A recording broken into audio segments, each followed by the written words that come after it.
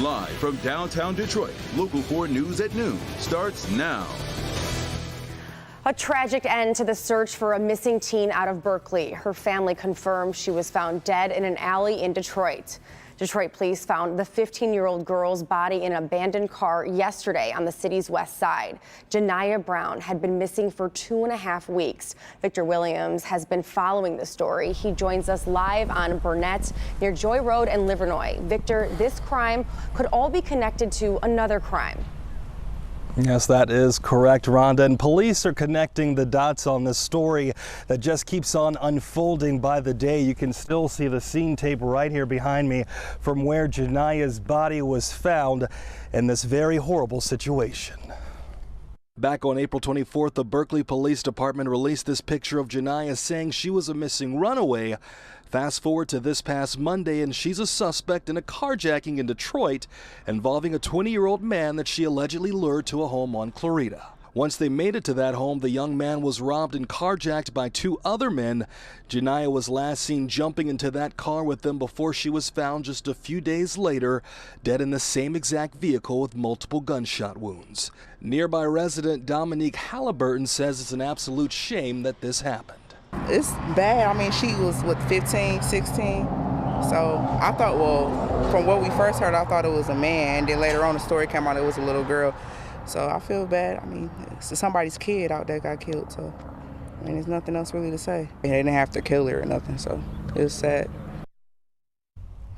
And the Detroit Police Department is still diligently working to find those 2 men that Janiyah may have last been seen with. So if you guys know anything, contact the police as soon as possible. On the west side of Detroit, Victor Williams, Local 4. Thank you, Victor. Just absolutely heartbreaking for that family.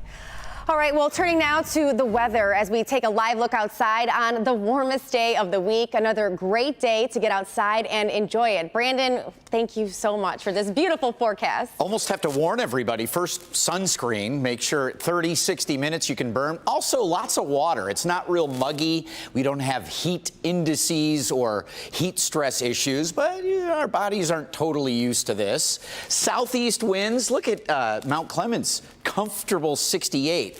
Other folks inland, 80 degrees in Pontiac, 78 degrees at Ann Arbor, and 79 Metro Airport. 5 degrees warmer than we were at noon on Wednesday, so we're warming things up. We hit the low 80s yesterday, and that was after waiting for the sun to come at us. We've got more of that sun with just some wispy clouds over the area, an afternoon Tigers game. Showers and storms are elsewhere. So maybe you're getting the pool ready. Maybe you're getting out to do a little gardening, a little walk with the dog. Again, a little water, a little sunscreen. Will be 82 at 2 p.m. and a high of 85, maybe a little bit warmer than that. And we've got more heat before storms cool us off with poor timing, Kim, this weekend. Coming up. All right, thank you, Brandon. And COVID cases are rising across the country as President Biden marks a grim milestone on the fight against the virus. The U.S. has surpassed 1 million COVID deaths. Right now, flags are flying at half staff at the White House in honor of the lives lost. In a statement, President Biden urged Americans not to grow numb to this and stay vigilant. Michigan's weekly update on the coronavirus came in yesterday, and cases are up. They are about 3,960 cases per day. And the Supreme Court's 9 justices are getting together for the first time since the leak of that draft opinion suggesting Roe v. Wade is in jeopardy. The justices are meeting in private and will talk about outstanding cases. They're also likely to talk about the breakdown that led to that leak, with an investigation now underway. As Chris Ballone reports, it comes as Democrats look to regroup after a failed Senate vote. With the Supreme Court possibly on the verge of overturning Roe versus Wade, this is an issue that Democrats want to keep in voters' minds all the way through the midterm elections.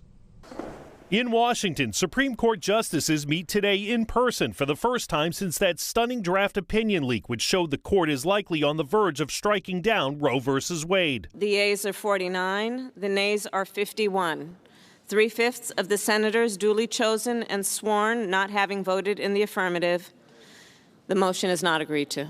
A Democrat-backed bill to keep abortion legal nationwide failed in the Senate Wednesday, with West Virginia's Joe Manchin joining all 50 Republicans in opposition. Democrats' radical bill is as extreme gets. But with Americans' right to abortion in serious doubt, Democrats see an issue which could motivate their voters to go to the polls this November. This vote clearly suggests that the Senate is not where the majority of Americans are on this issue. In fact, a new poll shows a majority of Americans do support abortion remaining legal with no or some limitations. If they want to run on that issue, I think that begins to make people more aware of just how extreme their position is, and it will not help them on Election Day. We will not go back! The draft opinion leak has set off protests across the country. A small group of peaceful demonstrators once again gathered outside Justice Brett Kavanaugh's home Wednesday. This is what Americans are going to have to decide this fall.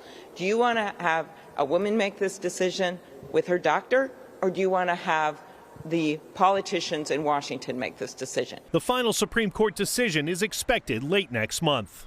Abortion rights supporters say there will be a large rally and march here in Washington on Saturday. It will go from the Washington Monument to the Supreme Court. They also say similar rallies will be planned in cities across the country on that day. In Washington, Chris Pallone, NBC News. All right, thank you, Chris.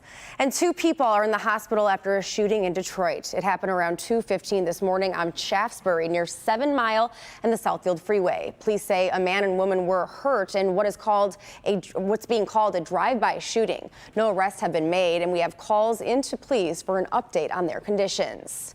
And tense moments on Detroit's east side after a crash leads to a car being split in half. State police stopped a driver around 5 this morning at Cadju and Hayes for an improper plate. Investigators say the suspect took off when the trooper got out of the car. We're told the trooper did not chase that vehicle, but the suspect crashed into a pole. Somehow, police say the suspect got away. State police continue its crackdown on the state's Move Over law. MSP teamed up with several agencies in Wayne County for Operation Guardian Angel. They focused on I-94, I-96, and I-696. 44 people were stopped for failing to move over. 99 drivers were stopped for speeding, and 13 drivers were arrested. And new at noon, we're getting our first look at what the finished development at the old Hudson site will look like. Bedrock released the new renderings inside of the new skyscraper. The Hudson site will offer 1.5 million gross square feet of office, retail, and event space. Construction began back in 2017, and as of today, the building is 200 feet tall. So they're making some progress now. It is expected to be completed in 2024. And it is a major problem for parents. The baby formula shortage is just getting worse. Still to come, how long it could take for shelves to be stocked again, and what doctors say parents should not do right now. But first, a fast-moving wildfire is destroying multi-million-dollar homes in a famed coastal town in California. We'll talk about this video next.